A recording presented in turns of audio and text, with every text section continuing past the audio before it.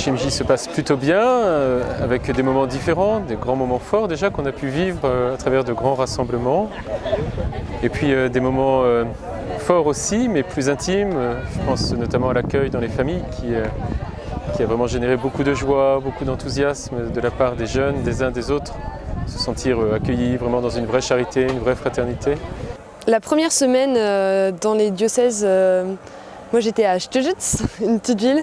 On était accueillis par un monastère de cisterciens et par une trentaine de filles volontaires. Et en soi, je suis partie au JMJ en n'ayant pas trop d'attentes parce que je me suis dit si j'ai des attentes et que je suis déçue, ça va pas aller, donc je suis allée en mode open. C'est-à-dire que j'attendais juste de recevoir plein de trucs. Et ce qui m'a le plus marqué, c'est l'accueil des Polonais qu'on a eu.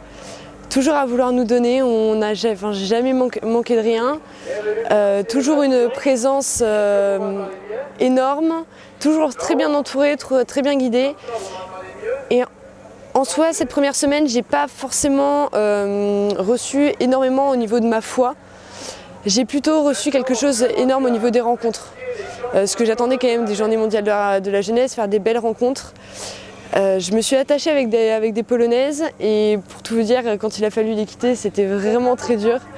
La dernière prière où on a rechanté tous les chants qu'on avait chantés pendant toute la semaine, qui nous avaient tous marqués, ça a été très dur, on avait tous les larmes aux yeux. Et j'ai vraiment reçu énormément. J'espère déjà que ça va donner de la joie en profondeur.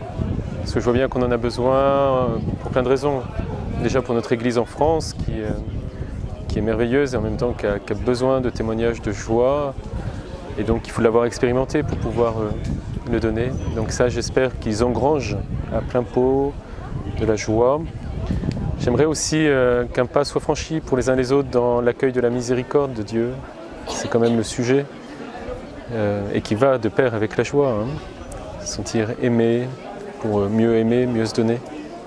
Le thème de la miséricorde me touche beaucoup. Je pense que nous avons besoin d'être touchés par la miséricorde, que ce soit à cause des événements que l'on vit dans notre pays et dans le monde, mais aussi personnellement pour nous, pour ensuite pouvoir la distribuer et être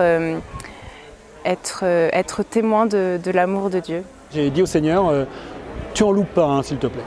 Tu en loupes pas un, et qu'ils fassent tous d'une manière ou d'une autre une expérience de ta miséricorde à un moment qu'ils n'attendront pas sans doute, mais voilà, qu'ils soient miséricordiés, si on peut dire. Voilà.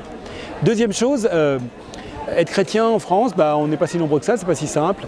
Se rendre compte qu'on est 35 000 Français, des millions, plus d'1 million de jeunes du monde entier, ça donne une énergie quand même, je crois, après pour vivre dans une certaine solitude la foi là où on est. Rien qu'avec la messe d'ouverture qu'on a eue hier, le silence impressionnant qu'on a pu avoir alors qu'on était 1 million sur le lieu de la messe, un silence que j'avais jamais vu même dans nos églises en France. C'est poignant et je crois que ça part bien et qu'au niveau de la foi, là, au niveau des messes, des rencontres des jeunes, des prières, ça va être puissance 1000 par rapport à la semaine dernière.